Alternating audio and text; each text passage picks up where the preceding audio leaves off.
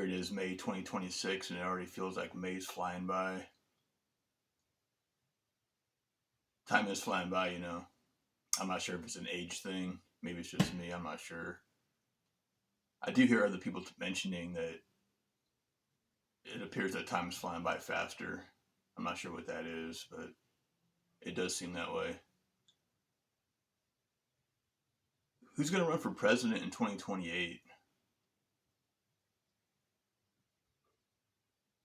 I say that because, like I mentioned before, a lot of people are switching up on Trump. They've jumped off the Trump ship. They've bailed out, and it seems to be the people with the mouthpiece. It's the mouthpiece group, the people with the platforms. 10 years ago, 5 years, maybe even 2 years ago, between 2 and 4 years ago,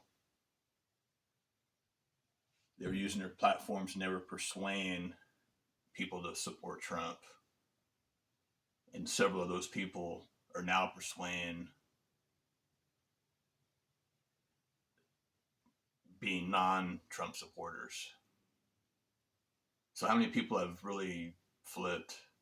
How many people have switched? So you got your big platforms that have switched, and then everybody that tunes into them. That's a lot of people. So what's Trump going to do between now and then, between now and 2028? Because time is going like that, and people are switching up just as quick. So if Trump runs in 2028, how much support is he going to have then? He can't give everybody a job. He took care of his major financial supporters, and he didn't take care of the mouthpiece, the people with the platforms. In fact, some of those people have lost their platforms.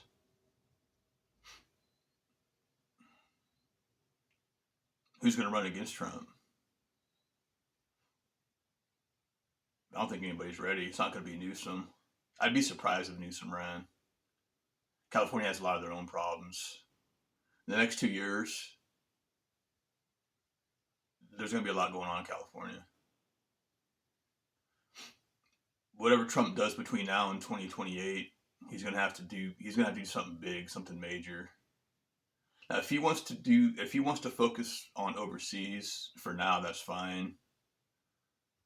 But 2027 is going to have to be a major year for Trump. They have to get on these Epstein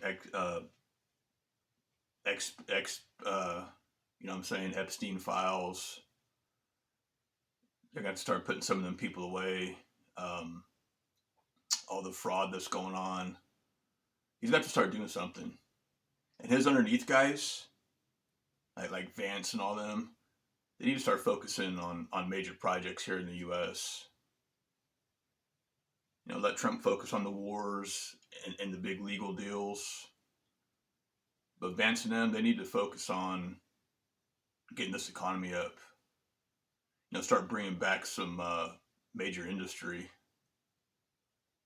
Start getting some better education out there. Start getting some better trade schools out there for people that don't want to sit in college. Bring back the automotive industry. Bring back the steel mills. Do something innovative.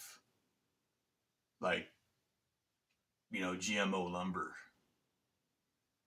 Produce GMO trees just for building materials. In theory, they would grow faster. You would produce lumber faster from, say, GMO trees. And now you got lumber. Start putting electives back in junior high and high school. Like when I was in high school, they had wood shop, metal shop, and automotive. That was back home. I don't think any high schools, junior highs and high schools, they don't have any electives out there. It's all computer crap now. Computer crap's going to be replaced with AI. Computers are going to be running computers. Men need to be out doing men stuff. Get back to these, working with these, getting your hands busted and dirty and grimy. not everybody's a rap star, not everybody's an athlete, not everybody's a computer geek. That's getting back to focusing on the U.S., you know, teaching these young kids something, making sure there's plenty of work out there, get America employed again, get something America can look forward to. That's what Trump and them needs to do. Bring back some hope to America. All right, you guys